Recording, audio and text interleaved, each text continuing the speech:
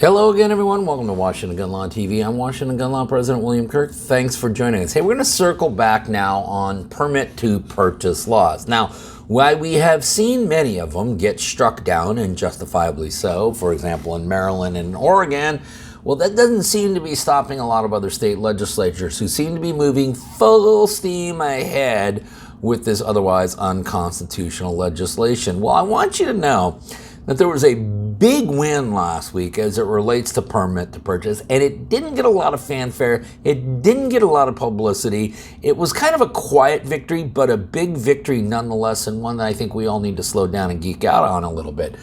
So today, let's spend a few minutes and let's talk about the big Second Amendment win that no one is talking about.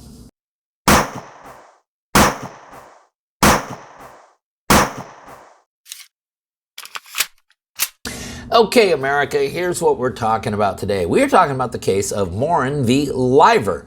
Now, this originated in the state of Massachusetts, got itself all the way up through the First Circuit, actually all the way to the doorsteps of the United States Supreme Court before it comes back for resolution, which we'll get to in a moment. This is a challenge to Massachusetts permitting law, which requires a person to have a permit, not only to carry a firearm, but even if they want to own one, okay? Now, when I say that there are terrible facts in a case, sometimes it's because the facts are so egregious, so bad, i.e. Rahimi, that bad cases make for bad law. There are other times I'm going to say that the facts are terrible simply because it goes to show how rotten and nefarious government can be. Case in point, Mr. Morin. You see, Mr. Morin was issued a carry license in the state of Massachusetts way back in 1985.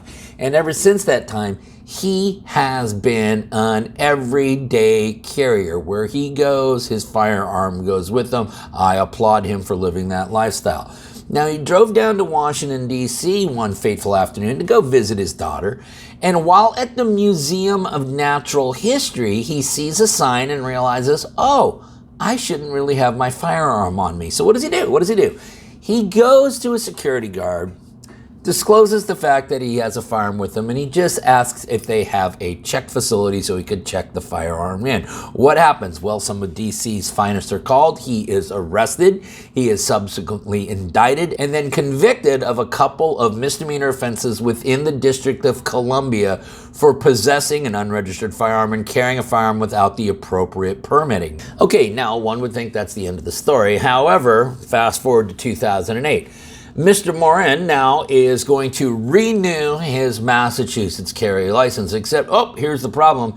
Yet he's not allowed to renew it. He's not given a new license. And why is that? Well, the state of Massachusetts said, hey, you got a couple of convictions, firearm-related convictions out of the District of Columbia. You are no longer eligible to carry a firearm here in the state of Massachusetts.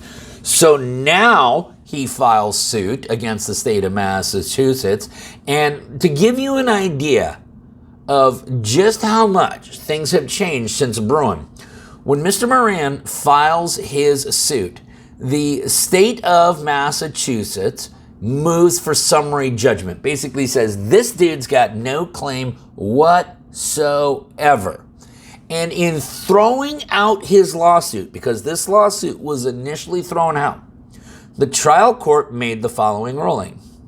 In sum, because sections 131 and 131A substantially relate to Massachusetts' interest in preventing crime and promoting public safety and are reasonably tailored to meet these needs, the provisions pass constitutional muster. We accordingly deny plaintiff's motion for summary judgment and grant the Commonwealth's motion. And that gives you a classic example of how that two-part balancing test allowed courts to put their thumb on the scale to reach whatever conclusion they wanted. Okay, at this point, Mr. Morin now appeals, and away we go. We start slowly meandering our way on up the system. How long does it take? Well, remember I said that this suit was brought in 2008. It makes it to the front door of the United States Supreme Court by the summer of 2022, 14 years later.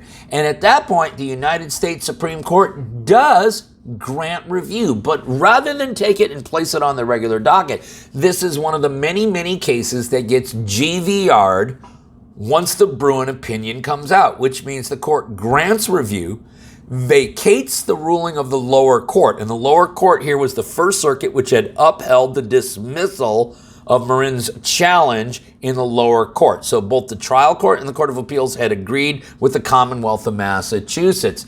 The Supreme Court grants review, vacates that ruling, and remands it back down to the lower court for further proceedings. Now, here we go. This is where the gamesmanship begins, right? This is where we drag this thing on for another decade, a la what we've seen in California in both the Miller and the Duncan cases, correct? Well, it does fester around down there for a little bit, but then all of a sudden, the parties rather rapidly reach a settlement. And this is perhaps why it hasn't received as much coverage as we'd actually had an official ruling from the court. But instead, the plaintiffs and defendants in this case right here have entered into a joint motion for judgment and proposed judgment. Essentially, they have settled this case. And I believe that the Commonwealth of Massachusetts wanted to do it this way because they knew they were about to make a lot of case law that would not be beneficial to their civilian disarmament legislation. Now, I'm not going to go through the whole order on settlement here, but I am going to go through a couple parts because I think this is why this is a big win. Because what the state of Massachusetts is saying here is, hey, listen, yeah, post-Bruin, I don't know if our licensing regime is going to withstand constitutional muster. The parties, including the court, have all signed off on this order. The district court previously considered the plaintiff's Second Amendment claim under the now inapplicable two-step test that applied in this circuit before Bruin. Under that approach, the district court assumed, without deciding, that the challenged Massachusetts statute's burden conduct falling within the scope of the Second Amendment and then analyze the laws under intermediate scrutiny. The district court did not, accordingly, conduct an inquiry into whether the challenged laws are relevantly similar to a historical analog. And then finally, the parties agreed that the court should enter the following order of judgment in favor of the plaintiff. Under the specific facts of this case and applicable law, including but not limited to New York State Rifle and Pistol Association v. Bruin, the limitations contained in GL Section 140 and Section 131A, to the extent it incorporates GL Chapter 140, Section 131D, cannot properly be applied to the plaintiff, and defendants should accordingly issue the plaintiff a permit to purchase pursuant to GL Chapter 140, Section 131A. Essentially, the state of Massachusetts said, you know what, you're right. We're just going to go ahead and issue you that license. It is a big win for Mr. Morin. It is a bigger win for all of us because it begins to show that on this permit to purchase licensing regime, which I find to be one of the most offensive violations of a person's inalienable rights. I mean, think about it. You have to get a hall pass from the government before you can exercise what is supposed to be an inalienable right. This is a huge death nail into the coffin of these statutes. Obviously, these challenges are a long way from over. We're seeing them pop up in other states, but between this plus what's happened in Maryland plus what's happened in Oregon, it is absolutely positively certain that the future of permit to purchase license laws is incredibly limited. Okay, the case once again is Morin v. Liver. We're gonna link it all up down below so that you guys can geek out on it for yourself. Maybe you got ideas for videos that we should be doing here at Washington Gun Law. If you do, go ahead and click on that link right there and let us know, because some of the best ideas we ever had, well, candidly, weren't really our ideas to begin with. If you've got any questions about this issue, or anything else related to what's left of your Second Amendment rights, you should get a hold of Washington Gun Law by now. If you don't, that information is down there in the description box. And then finally, let's everyone remember that part of being a lawful and responsible gun owner, like we talk about all the time here, is to know what the law is in every situation, how it applies to you in any instance that you may find yourself. Until next time, thanks for watching, and stay safe.